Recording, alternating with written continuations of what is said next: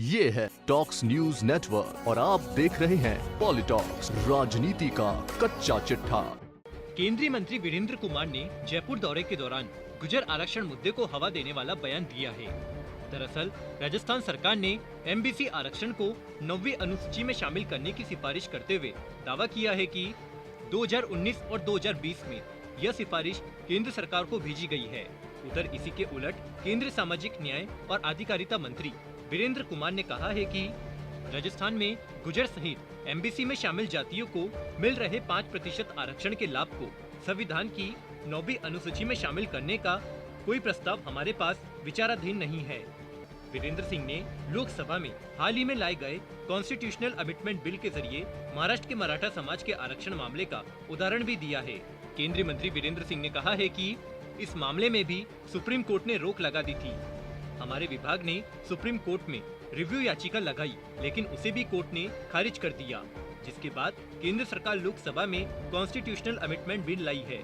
इसके जरिए राज्य सरकारों को यह अधिकार दिए गए हैं कि राज्य भी अपनी सूची में नाम जोड़ने घटाने का काम कर सकती है। केंद्रीय मंत्री वीरेंद्र कुमार द्वारा एमबीसी आरक्षण का कोई प्रस्ताव विचाराधीन नहीं होने की बात कहने के बाद गुर्जर समाज फिर सक्रिय हो सकता है।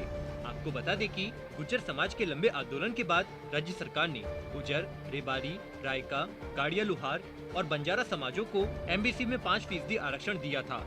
इस संबंध में राज्य सरकार ने विधानसभा में एक संकल्प पारित कराकर केंद्र सरकार को भेजा था। अब मंत्री के बयान के बाद गुर्जर नेताओं ने चर्चा का दौर शुरू कर दिया है। उधर गुर्जर नेता विजय बैसला ने कहा है कि केंद्र सरकार ने गुर्जर समाज के साथ बड़ा विश्वासघात किया है, जिसे एमबीसी समाज कभी नहीं भूलेगा। राज्य सरकार ने 2 बार सिफारिश की चिट्ठी केंद्र को भेजी। वहीं सांसदों ने ये मुद्दा सदन में उठाया है। इसके बावजूद भी कोई प्रस्ताव विचाराधीन नहीं है, तो बीजेपी को विचार स्पष्ट करने चाहिए ताकि समाज भी किसी नतीजे पर पहुंच सके।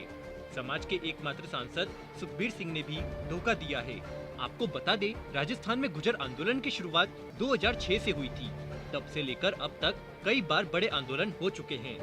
साल 2006 के बाद 2007, 2008, 2010, 2015, 2019 और अब 2020 में एक बार फिर आंदोलन शुरू किया गया। इस दौरान भाजपा और कांग्रेस की सरकारें रही, मगर किसी सरकार ने गुर्जर आरक्षण आंदोलन की समस्या का स्थायी समाधान नहीं निकाला।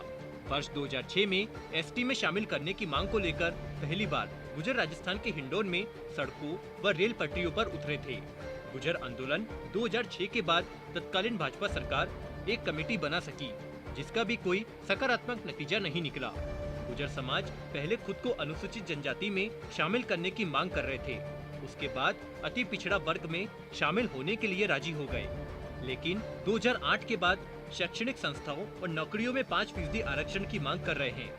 जब से गुर्जर आंदोलन की शुरुआत हुई है, तब से 75 लोग अपनी जान गंवा चुके हैं। आपको बता दें, कांग्रेस की गहलोत सरकार ने गुर्जर समाज को न सिर्फ 5% आरक्षण का लाभ देकर सरकारी नौकरी दी है, बल्कि आवासीय स्कूल देकर भी गुर्जर समाज को राहत दी है। एमबीसी वर्ग के 1252 अभ्यर्थियों को नियमित वेतन श्रृंखला के समकक्ष परिलाभ मिलने लगा है। पॉलिटॉक्स ब्यूरो, जयपुर। ये है टॉक्स न्यूज नेटवर्क और आप देख रहे हैं पॉलिटॉक्स, राजनीति का कच्चा चिट्ठा।